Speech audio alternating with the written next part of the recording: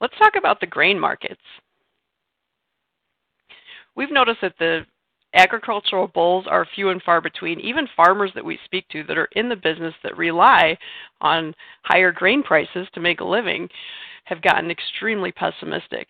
Our friends at Consensus Bullish Sentiment Index, who survey traders once a week, are reporting that merely 30 to 33% of all traders are bullish in corn, wheat, and soybeans, respectively.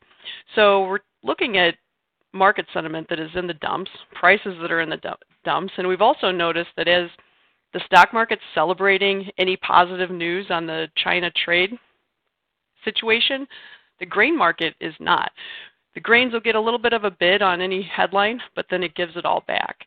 And it actually gives back more than it took in the first place. So we're looking at prices in our eyes anyway, in the grain markets, and again, we're talking about corn, wheat, and soybeans that are really, in our opinion, extremely cheap as we're going into the planting season.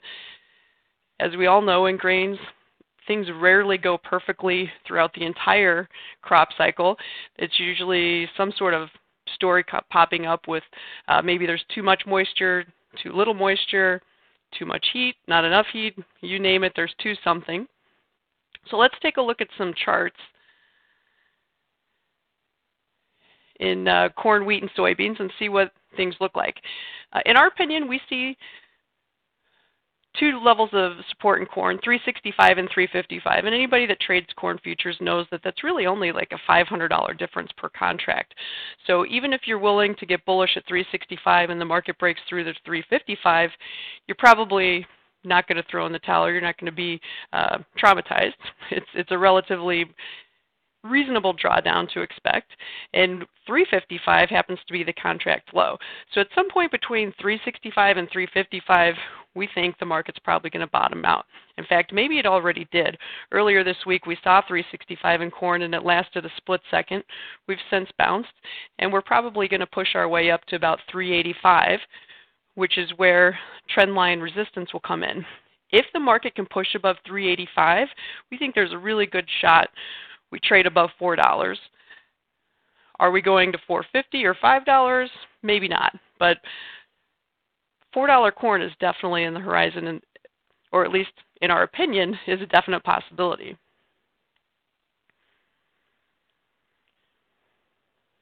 I don't know if anybody was watching wheat earlier this week, but wheat dropped 40 cents for relatively no particular reason other than we ran some sell stops.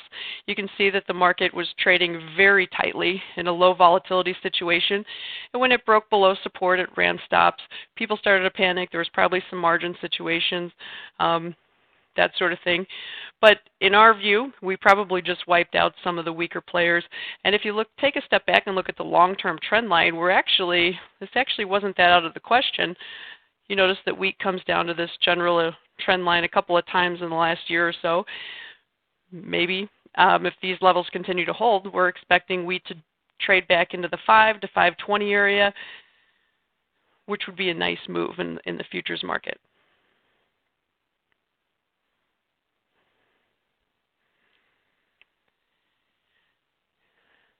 Will we talk about beans in the teens this year? Who knows, but I think we could at least see around the $10 area.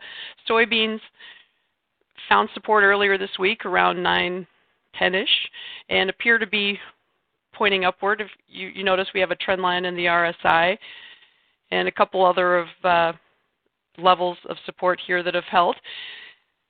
If the trend line channel continues, we're looking for about $9.80, $9.90, maybe even $10 in soybeans. Again, that's not going to necessarily be a massive rally in beans, but if you're a futures trader or you're trading options, that's a pretty nice move. That would be anywhere from 50 to 60 cents. And we think that we should get that even in the absence of some sort of big fundamental story. Just a China trade deal would probably put us around $10.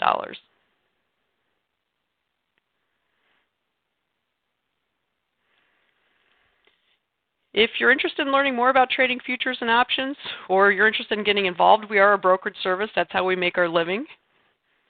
Check us out at DeCarleyTrading.com. You can sign up for a free trial of our newsletters. We offer Market commentary, trading guidance. We offer trading ideas, very specific ideas, mostly option related, mostly option selling related, but we talk about which strategies we think might work in a particular situation, exactly which strike prices we think you might buy or sell and why. We provide chart support. We're not always right. We don't have a crystal ball, but we've been doing this a long time, and hopefully we can steer you in the right direction. If you're interested in learning on your own about trading futures and options, I recommend Higher Probability Commodity Trading. You can find it on Amazon for cheapest, but it's available at any major book outlet. Once again, we're DeCarley Trading. If you have any questions, comments, or concerns, let us know.